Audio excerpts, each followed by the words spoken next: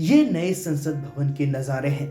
America के pentagon जैसा दिखने वाला भारत के इस नए संसद भवन को बनाने में तकरीबन 970 करोड़ खर्च होने जा रहा है।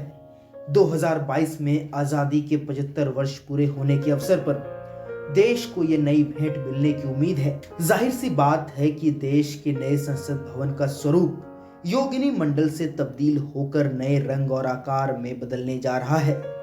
10 दिसंबर को प्रधानमंत्री नरेंद्र मोदी खुद इस नए संसद भवन की नींव रख सकते हैं, लेकिन मुमकिन है कि जिस जमीन पर नए संसद भवन की नींव रखी जाएगी वहीं से लगभग 40 किलोमीटर दूर सिंघू बॉर्डर पर हजारों किसान आंदोलन के जरिए मोदी सरकार के उसी 3 कृषि बिल का विरोध करते नजर आएंगे जो मौजूदा संसद भवन से पारित किए गए हैं। सबसे बड़ा सवाल है कि पिछले 75 सालों में एक ओर जहां भारत देश का रूप और रंग काफी बदल चुका है, जहां लोगों की जिंदगी हर बीते वक्त के साथ बेहतरी की ओर बढ़ रही है, वहीं जब बात आती है किसानों की तो आखिर विकास का ये पहिया लड़खड़ा क्यों जाता है।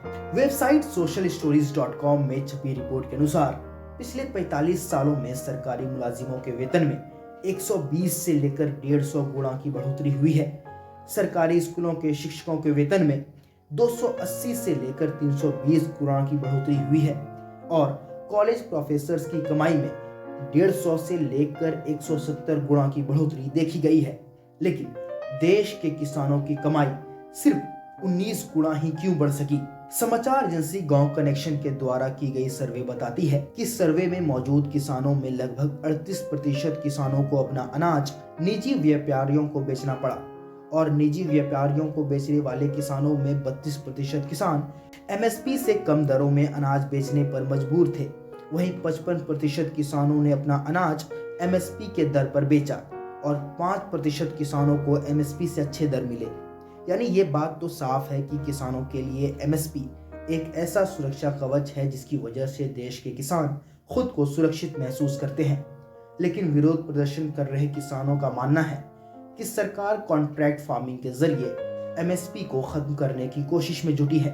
और तो और किसानों की मांग है कि सरकार सिर्फ 22 अनाज पर ही एमएसपी नहीं बल्कि सभी कृषि उत्पादन पर एमएसपी मुहैया कराए। किसानों की एक और लंबे वक्त से मांग रही है कि एमएसपी का दर ग्रीन रिवॉल्यूशन के फादर एमएस स्वामीनाथन के फॉर्मूला यानी लागत से 1.5 गुना की जाए। भले ही पिछले कुछ सालों से एनसीआरबी पर किसानों के द्वारा किए जा रहे आत्महत्या के रिपोर्ट पर लगाम लग चुकी है, लेकिन पिछले आंकड़े पर नजर डालें तो अन्नदाता की स्थिति देखकर अल्लामा इकबाल की यही शेर याद आती है कि जिस खेत के दहकां को मैसर नहीं रोजी, उस खेत के हर खुशाए गंदुम को जला डालो।